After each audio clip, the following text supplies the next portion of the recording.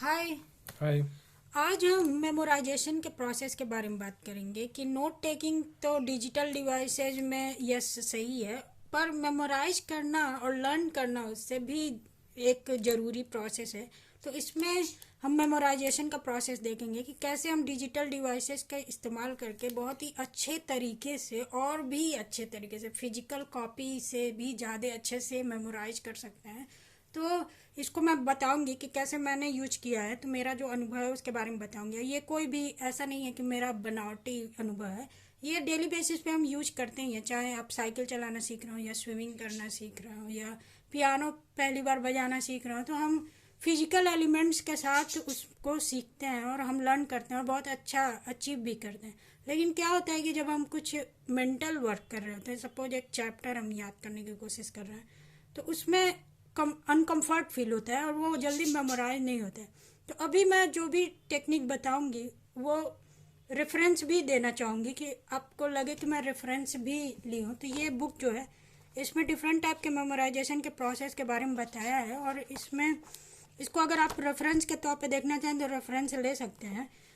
इसके अलावा मैं सिर्फ वही बता रही जो मुझे बेनिफिट किया और जो मुझे लगता है कि हाँ, ये लर्निंग मेरा इस टाइप से होता है। तो इसमें क्या है कि आप एक एग्जांपल अपने दिमाग में रख सकते हैं। जब आप पहली बार साइकिल सीखते हैं तो कई बार आपको गिरना पड़ता है, उठना पड़ता है, गिरना पड़ता है, उठना पड़ता है। फिर उसके बाद आप अचानक से साइकिल सीख लेते हैं। लेकिन जब हम कोई किताब में लिखी हुई बात चैप्टर वाइज सीख रहे होते हैं तो हम ऐसा नहीं एकदम अच्छे से स्मूथली राइड नहीं कर पाते हैं। हमको अनकंफर्ट फील होता है, हमको लगता है कि अरे याद ही नहीं हो रहा, अरे बहुत देर तक तो मेमोराइज ही नहीं रहता है, अरे एग्ज़ाम से पहले तो सब उड़ जाता है। तो उसका सिर्फ एक ही रीज़न मुझे समझ में अभी तक आया कि प्रैक्टिस की कमी। जितना ज़्यादा हम प्रैक्टिस करते हैं साइकिल सीखते वक्त, उतना ज़्यादा हम किताब की लर्न के लिए नहीं सीखते हैं। तो मेरे ख्याल से प्रैक्टिस की कमी की वजह से ही है। पर डिजिटल डिवाइसेस में हम उसको इन्हांस कर सकते हैं प्रैक्टिस को, और ज़्यादा रिपीटेटिव प्रैक्टिस कर करके हम जल्दी से लर्न कर सकते हैं। तो अभी मैं ये टच नोट ओपन करने जा रही, टच नोट। ये फॉर्मेट है, मैंने इसमें लाइन खींचा हुआ ताकि मैं देख सकूं कि कैसे करते हैं। तो अभी आप ये पेज खुला हुआ है, तो ये टच नोट ऐप है। आप कोई भी ऐप यूज कर सकते हैं जिसमें आपको कंफर्टेबल है नोट टेकिंग के लिए, तो उसको आप यूज कर सकते हैं।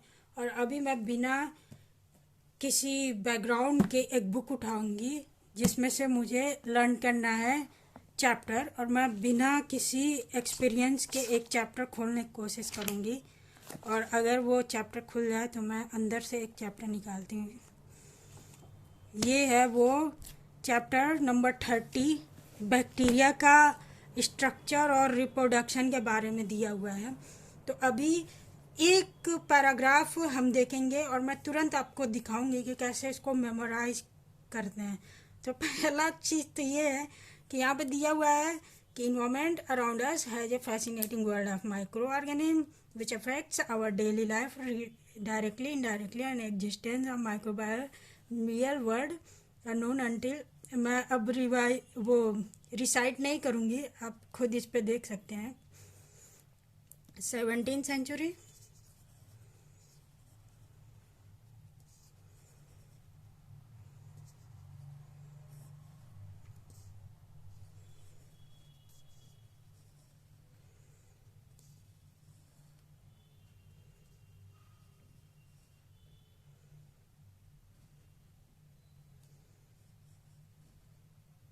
बस इतना।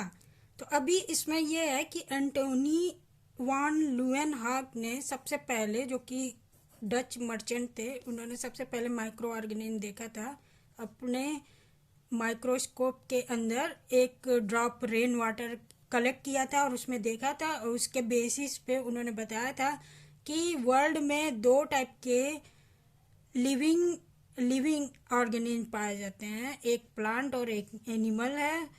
और उन्होंने ये भी बताया कि वो कुछ ना कुछ कैरेक्टरिस्टिक्स जो है वो साथ में शेयर करते हैं। तो अभी जब मैं नोट बनाऊं तो सबसे पहले मुझे लिखना क्या चाहिए नोट में। सबसे पहले जो मुझे इन्फॉर्मेशन समझ में आया वो बिगिनिंग।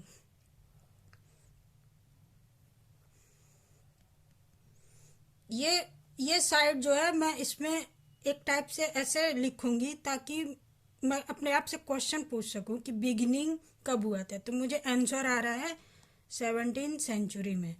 और यहाँ पे फिर मैं लिख रही कि किसने स्टार्ट किया था। तो यहाँ पे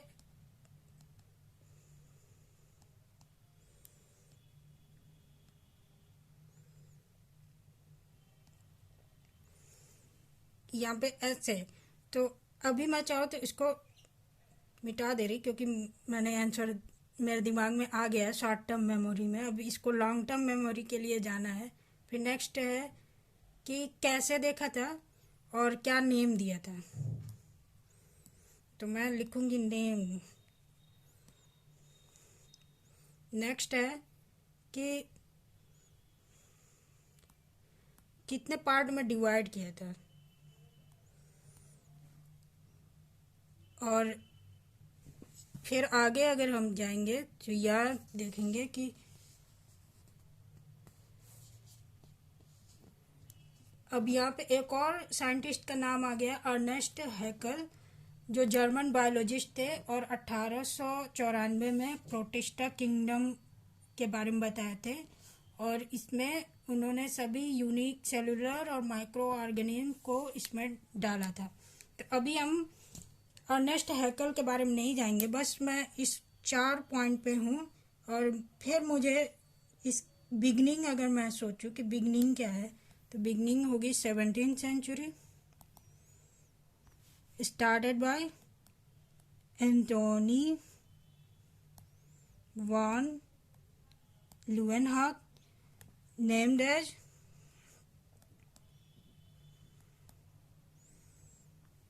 divided into 2 parts,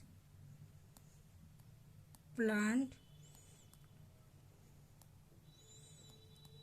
एनिमल। तो आपने देखा कि मैंने सबसे पहले इंफॉर्मेशन को ब्रेक किया जो मुझे ज़रूरत थी। तो इतना पूरे पार्ट को मैंने सिर्फ 4 लाइन में डिवाइड कर दिया, 4 लाइन, और उसका आंसर मुझे पता है। तो इस तरीके से अब इतना ही मुझे चाहिए।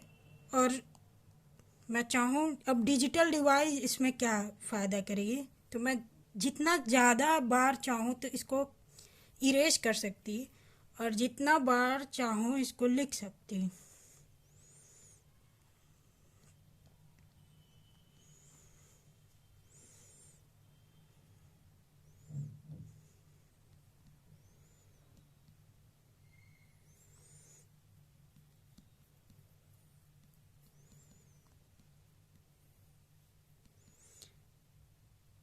और धीरे धीरे जब आप शुरुआत में 2-4 बार ऐसे कर लेंगे तो आपको लगेगा कि आपका इन्फॉर्मेशन एकदम कंसोलिडेट होके स्मॉल हो गया, इतना बड़ा इन्फॉर्मेशन इतना छोटा हो गया।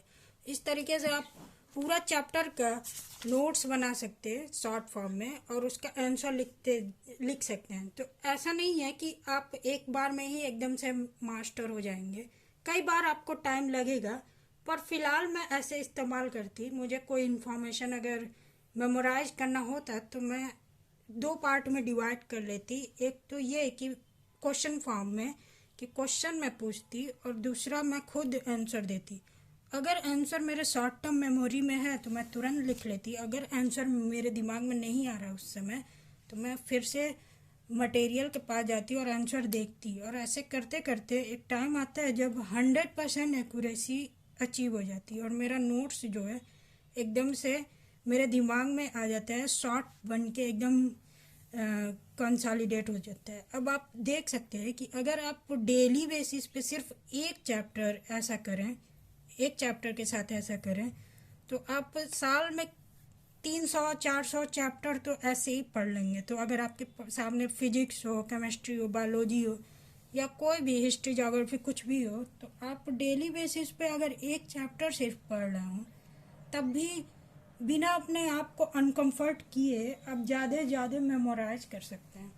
तो यही मेरा ट्रिक है, इसमें कोई मैंने बहुत ज़्यादा क्वांटम फिजिक्स नहीं डाला इसमें, बस मैं सिंपल जो मेमोराइज करने का तरीका है, ज़्यादा बार रिपीटिशन उसको करके 100% एक्यूरेसी मटेरियल पे पा लेती, और ये मुझे बहुत फ़ायदा करता है। और जब से मैं डिजिटल डिवाइस का इस्तेमाल कर रही, ये और जल्दी मैं अचीव कर सकती, करीब 2-3 घंटे में एक चैप्टर ऐसे ख़त्म हो जाते, और एक्यूरेसी भी रहती। और बाद में जब आप बहुत बार आप रिपीट करते जाएंगे तो इन्फॉर्मेशन जो है वो फ्लो स्टेट में चला जाएगा एकदम।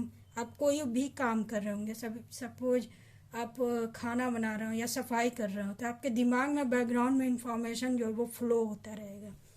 तो यही बस तरीका है मेमोराइज करने का फास्ट। एक बार आप भी ट्राई कीजिएगा, अगर आपको लगे कि ये तरीका काम दे रहा है तो ज़रूर कमेंट कीजिएगा। तो फिर थैंक यू, इस वीडियो में इतना ही।